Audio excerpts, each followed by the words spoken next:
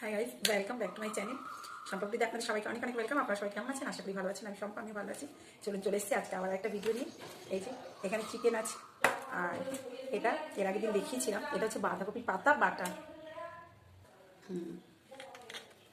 চলুন আগে পাতা দিয়ে খাওয়া যাক।